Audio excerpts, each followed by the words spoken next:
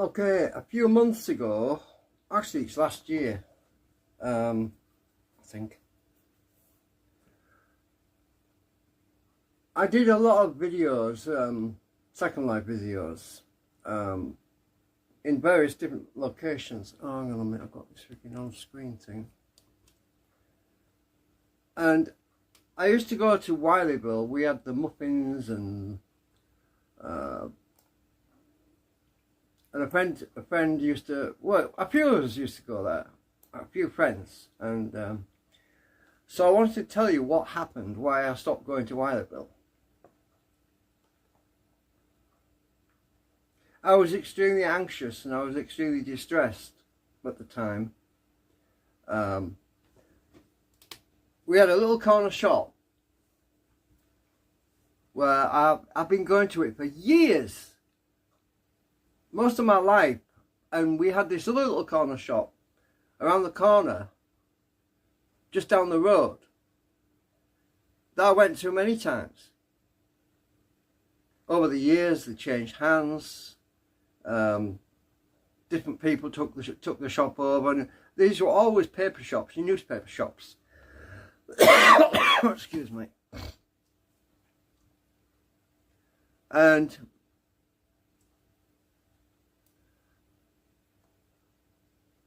I saw them disappearing. So instead of walking 5 minutes, we had a little corner shop just down the road from me. It was literally 2 minutes walk from me. That went a long time ago, but the shops on the outskirts, the ones that were further from the main town centre, they were going bust. They were going bankrupt and they were shutting down. So I was talking in a previous video about being on this planet 66 years, right? And watching the slow demise and the slow destruction of my homeland, my country. And so I'm in the lobby at the hotel in Wylieville, and I'm talking to the owner, which was supposed to be between me and her, about my worries and my concerns that was happening in real life, affecting me and affecting everybody else in this country, well, who's local to this. It's happening everywhere. It's not just in where I live, in Scarborough. It's happening everywhere in this country. You can go on Google Maps. You want proof? Go on Google Maps. Look at any little small town, and look at all the boarded shops. You know, go down the main street, look for main streets, you know, look on Google Maps. If you want proof, it's all there. Look at all the boarded shops. They're all boarded up, shut down.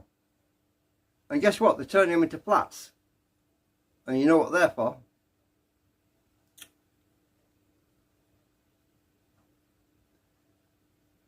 Illegals coming into the country. But my main topic was about my concerns about the country falling apart, right? And all the shops shutting down, right? So I'm talking to the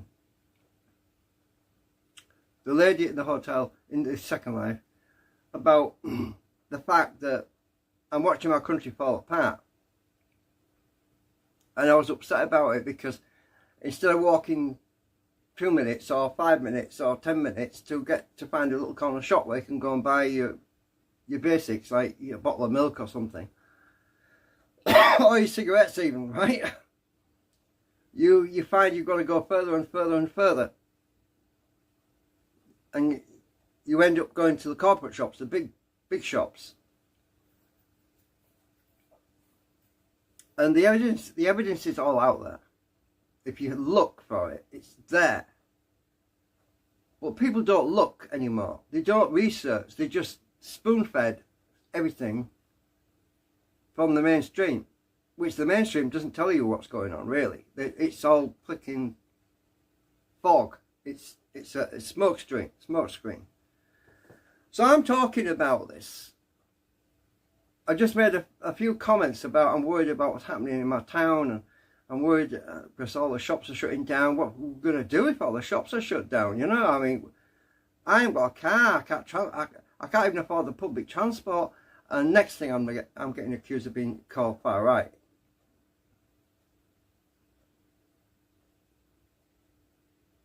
and I was asked to leave. Can you please leave my home? This Wylieville is her home, right? She built it, she created it, it's in her land. But I'm talking about something personal. It's nothing to do with criticising her in any way whatsoever. I'm talking about what's happening in my town and what's happening in my country. I'm not talking about anyone there. I'm not criticising anybody. And I was asked to leave. I'm thinking, I can't even talk about what's happening to me personally. I was talking, oh yeah, I did mention about the illegal criminals, illegal migrants, because there are criminals. They're coming in, they're not coming in through the normal channels, they're coming across on boats, which they're not supposed to do that. They're supposed to go through proper channels, and that's all evidence now. That's all proven. It's happening. So I'm talking about my concerns, and I was asked to leave, right? So I thought, I'll go and pick up some stuff while I'm at it on the way out. So I teleported out, and I was about to pick some stuff up, and then I get a private message. I asked you to leave my home. I didn't ask you to leave my... I thought, oh, sod it. So I thought, she can send it all back. So anyway, I teleported out, in Second Life. I left.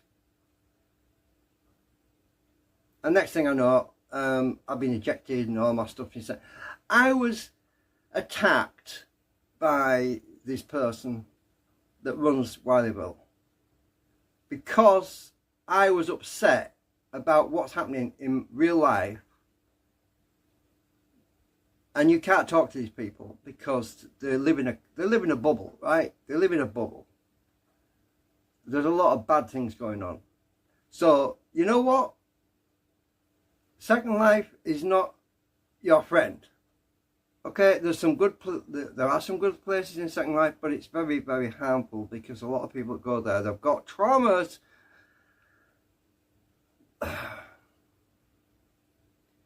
And it's not helping them. There was this poor guy, and we felt sorry for him. I can mention his name because there's a lot of Joes in the world, but we felt really sorry for Joe. We were trying to help him, but we couldn't help him because he was in this environment where there wasn't any real... There wasn't a cushion there. There wasn't... It was a very volatile place. It was... A lot of people with problems come there, right?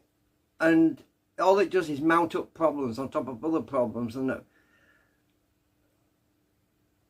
you get the idea. It's difficult. You can't go there in Second Life and try to help anyone there because you get ejected or banned or something because it's like they want it that way. It's almost like, oh my God, this place is horrible. But you try to help people, and people go off on a tangent sometimes, and they go around a rampage and they start throwing stuff around and everything else. It's like, oh, we'll let that go. Yeah, but these are people, real people. They might be using avatars, but these are real people who are having frustrations that are happening in their real life, and they bring it into Second Life. You see, that's what I'm talking about. People with real life frustrations, real life hurts, real life pains, go there because they think they can escape it, but you can't. You can't escape it because all you're doing is bringing a problem into a place that's got a lot of other problems. So anyway, I was just letting off some steam because I was shocked. I was upset, and instead of getting a sympathetic ear and a hand on the shoulder saying, "Don't worry about it," I got banned. So that's why I don't go to Wylieville anymore. And there's a lot of other places just the same as that. It's hard to find.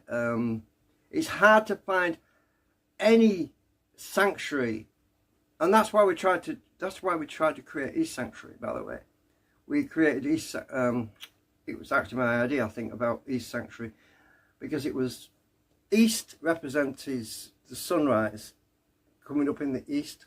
It was supposed to be the start of a new day.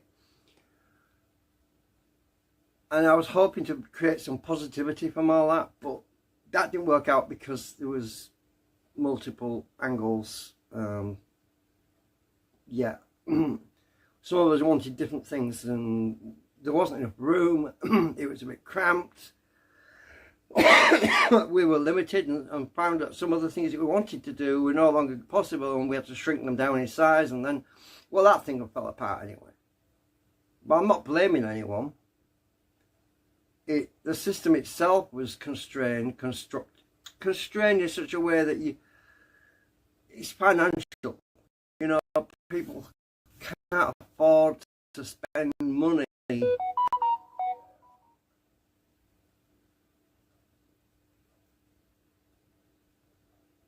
people can't afford to spend money, basically. They haven't got the money, right? And now there's proof out there. Because that video I just did, they're making big commercials about it, for God's sake. The country knows that it's falling down. They're trying to make commercials about it because they're trying to educate people. Oh, look what's happening here. This is what's going to happen. Oh, no one's listening. You know what? I grew up with commercials about Bisto and Ajax and Persil washing powder. I never thought I'd see a commercial about the dystopian reality of Britain. Whoever thought? Whoever dreamed that we would see a commercial about the collapse of Great Britain? Because that's what they're doing. Oh God, I'll put a link in the description. Go and watch it. It's in the other video anyway, but it's in. Go and watch GB News. Go and watch. It's all there, but why are the mainstream media? They're not even mainstream anymore. Nobody watches them. They're jumping. People jumping ship from the mainstream because they're not telling the whole truth. It's all bloody. It's all freaking propaganda. Oh my God, they've had a lot of practice with that as well since the war. You don't have to watch the news. Go on Google Earth. Go and look at the small towns and the small villages. Look what's happening to them. Look how things are falling apart. There's rubbish bags everywhere. You know, people are picking up the rubbish. Oh my God, it's really bad in oh, what's the name of that? I can't think of the name, but you don't. Just look around. Oh my God, I wish people would do the research and go and look. You can't have people telling you what is and what is anymore. You've got to start looking for yourself. You've got to open your eyes and your ears and pay attention. You know, there was that phrase that they used during the war actually. First they came for the so-and-so, then they came for the... First they came for... Yeah, and then they came for me, but by the time they came for me, there's nobody left. And that's what's happening right now. But you know, there's a few people out there who are still dedicated to try and making the country better, right? There are people out there who are really trying to find solutions to free energy, to trying to get us out of this mess, because you know what the problem is? When you're paying more and more for energy, you have to put your food prices up because you can't afford to move it from one place to another. So when gasoline prices go up, when electrical prices go up, it all adds to the cost of food, more costs and everything else, and the prices just keep going up and up and up and up and up. And that's where we're in right now. We're in this huge freaking nightmare where they're selling this freaking commercial. What was it, £100 for a meal deal? We're heading there. It's coming. You're going to be struggling just to feed yourself. Can you live on one meal a day, a week? No one can live on one meal a week. We're going to be like those people in the concentration camps. Oh my God, we're going to have no skin and bones on us anymore. People are going to be eating rats. It's horrible. And I'm concerned about my country. Who wouldn't be? But then you get attacked for being concerned. There's something wrong with that picture, you know. Anyway, thanks for watching.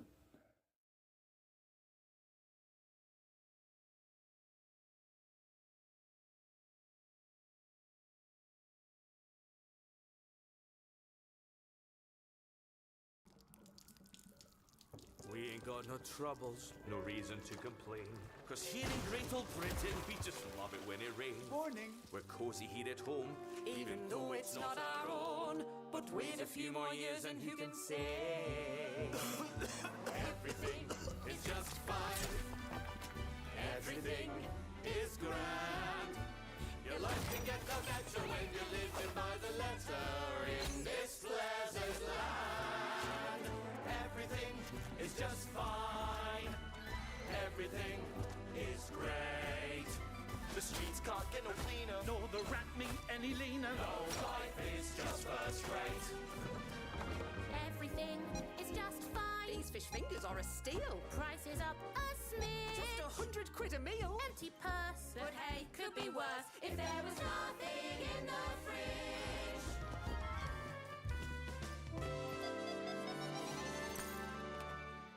Strategic realignment means I get to work for myself. Yeah! Paying off my law degree with tips from each delivery. Excuse me, sir, I have your tandoori.